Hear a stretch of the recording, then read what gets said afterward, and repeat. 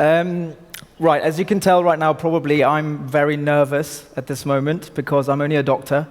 I've not done one of these. I'm a TEDx virgin, and I thought I'm used to being down there, and I thought I would take a selfie just to make myself feel a bit relaxed in this first minute, involve you guys. If Mary Lee was here, she'd love this. I'm definitely a social media virus. I'm happy to be that sort of vector. So I'm going to tweet this as well, guys. So I want you all to wave. Here we go. Nice. Thank you. So I was in Sierra Leone last month with Médecins Sans Frontières, Doctors Without Borders if you don't speak French. And I was there with Ebola patients. And so when I was asked to give this talk, I thought obviously to look to the theme of today, which is conclusions, reevaluating, rethinking, reconsidering where we've been as a way of working out how best to move forward as drawing conclusions. And in medicine, we call that appraisal. It's how we make sure as doctors we're doing well and doing better every time. And one of our tools of appraisal is reflection. And as it says up there, I thought I'd show you some of my Ebola reflections along the way to Sierra Leone and back. Is it there? Good. In Brussels on the way out for training, of course you don't just go out there. 2 days of training, we learned about the history of Ebola. And this just shows, crikey, wrong button, here we go. This just shows you that this is not a new disease to us. It has been killing hundreds of people in multiple outbreaks across a few nations for 40 years. And each of those red dots is an outbreak. And you can see why I would be thinking, why is that the case, therefore, that there is no treatment, no prevention, and no cure, as you know, to this day? I don't think any one of us believes that if those red dots were over Europe or America, that would be the case. That's my thought. That's obviously a reflection of big pharma, neglected diseases, another talk altogether, but the World Health Organization has a list of neglected diseases that are under-researched with few treatments. This doesn't have one treatment. We need a new list, we need a list of ignored diseases, maybe, for Ebola. But look at the green dot there, the biggest, longest, most sustained outbreak, now an epidemic for months. And there I was sitting September the 16th in Casablanca. How to deal with an epidemic? Stop all flights going there. So I had to take Royal Air Maroc to Casablanca, wait 3 days, lose my luggage. And that was the day that MSF was briefing the Security Council. Think about it. When, in what world, does a group of volunteers for non-profit brief the Security Council? We were telling them, this is how it is, we need your help. They only convened that meeting down there, I believe, when there were a few white people infected, in Spain and in America. Again, there's something somewhere I'm thinking at this point has gone terribly wrong with the world if this is where we're at with a disease. Anyway, I get there. You've all seen pictures of putting on this, I get there and I got a healthy dose of fear. We are all scared of Ebola, rightfully so. I think it's something to do with the way it's transmitted. The blood, sweat, tears. Those are emotive words. In English, that means, that hard graft. It's scary. Breast milk, semen, diarrhea, urine. Every body fluid can transmit it to you. And how do I protect myself from my patients? I have to wear all of this. So not only am I emotionally removed from them, I'm scared of my patients. I tell you all, I was scared of my patients initially. If I wanted to play with a kid, sometimes children want to grab things. If they grab your goggles, you're in trouble. You're emotionally removed from your patients, but you're physically removed. They are penned behind 2 meters of no man's land fencing. And even when you get behind that fencing, you're wearing this. You can't get close to your patients. Imagine being a patient. Your doctor is scared of you, and when he comes to you, he's dressed like this. It's a very unpleasant disease. And what are my tools? In England, I'm used to hearing beeps when I walk into work. Alarms, what's that? Can I measure this? Here's a blood test. Let me correct that. I'll give you some medicine. A bed, 3 meals, a glass of fluids, and some tablets. I'll give you some malarials, I'll give you some antibiotics. We'll treat that in case you have that. Make sure your immune system is ready and able to fight Ebola. If you have pain, have a painkiller. Otherwise, cross fingers.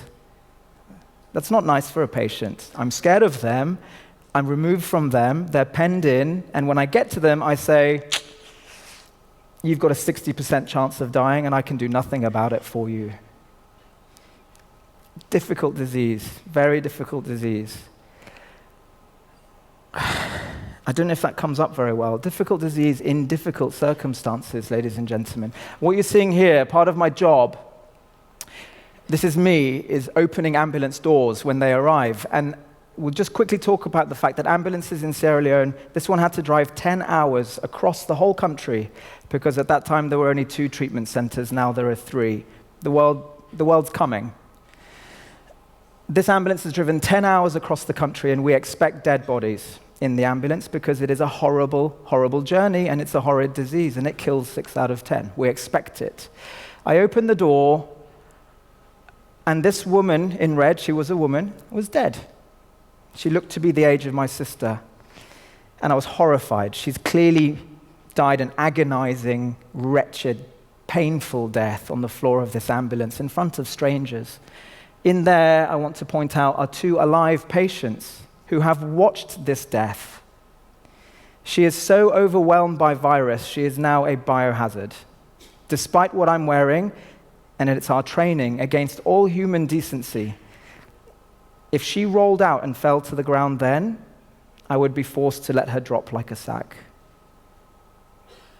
And I think to myself, at this moment, I think a pig, where I'm from, being driven to the abattoir, would have been given more care and more dignity in that drive and in that death than this woman who is someone's sister. And then I look at those 2 patients alive who have watched this death, and they're looking at me, looking at her, and I know they're thinking, they're looking at me and they're saying, this is how we're going to die, isn't it? And my response could only be, you've got a 60% chance of going that way, yeah, sorry. And if they weren't already cross-contaminated, well, they are now. They've just spent 10 hours with a biohazard locked in a car. This is how we're dealing with it, guys. Just so you know. This picture I rendered, so it's a little bit more easy to watch. Another aspect of Ebola, if they don't arrive dead, they have a really profound weakness, the patients. It causes a debilitating lack of energy and lack of appetite. And because you're removed from your patients, what you're looking at here is me bending over, giving this lady a glass of water. But actually, what I thought was, when I walked through the hospital, I thought, she's just dead. You can't be next to your patients because of the distances, and people die alone. And they can die painfully if you don't get to them. And I thought she was just dead. This 60-year-old, half-naked, wretched woman lying in a ditch behind the tent of our hospital. How did she even get there? Just dead. What a disease can render me. I was so shocked at myself to be so nonchalant, so blasé about such a death. Ebola. One patient I know didn't die an awful death. It was a boy. He was 12 months old and just the cutest little baby boy. 1 year-old. But his parents had died already to Ebola. And of course you keep notice of the babies if they're alone, huh? But he just went down over a few days, and it's helpless, you watch. And I went into his tent, which one day doing my rounds, and it was a 16-bed tent, and by chance, all the patients that day were outside, and he was alone, quite physically alone in this tent, and obviously alone in life. And he was crying. For the first time I heard him crying. So I walked over, and his tears were blood. His tears were blood, and you can't prepare yourself for that. And I had to finally accept that he was going to die. And my last words to him were, "I'm sorry, I'll get you medicine." And I think to myself now, it's like, couldn't I have said something a bit nicer? Anyway, I stroked his cheek, and I walked out, and make sure he had some morphine, but I couldn't be there for the time that he died. You can't be there for everybody, and I don't know about any of you guys, but one of my personal fears is dying alone. And I know he died painlessly, but he died alone. And that broke my heart. That broke my heart. That was the moment where I felt, I'm broken. And I decided to go to his grave, and that's what you're looking here. I went to the burial ground, and I watched him being buried, but I was horrified to see that actually the graves are unmarked in the hole. This one is marked because it was this counselor was one of our workers. But the graves are unmarked. And I was overwhelmed at that point to see that someone could die alone, painfully, go unmourned, and be in an unmarked grave. I think this just goes against what any of us want for our lives. You know, you want to be remembered, you want to have your family around you at your death. You know what I mean? I don't know how you feel, but at this moment it dawned on me what everything that I had been seeing meant. It meant for me, my understanding was what it meant is the world mustn't care about these people. Because if this was happening in Europe, it would have been a different story, I bet you. And so at that moment, another word I think of saying the world doesn't care is that these people are not worth caring about and that they're worthless. And for me, it couldn't be right. I couldn't accept that they're worthless. That's why I was standing over his grave. These people are not worthless. And I think of Michaela and Mariama and their brother Michael. They lost 5 siblings and they lost their father. And through all of that, they never stopped smiling once, and they were the most polite, intelligent children I could have said I've ever met. They had real character. How can they not be worth anything? John, he lost his 3 brothers and his parents, and the day he left the treatment center, he said, Javid, I'm so pleased to be alive. I still have my wife and my son and my younger brother. Well, how is that emotion worthless to any of us? Aminata, pregnant women usually hemorrhage and die and lose the fetus. She was our 3rd survivor at the time, 5 months pregnant.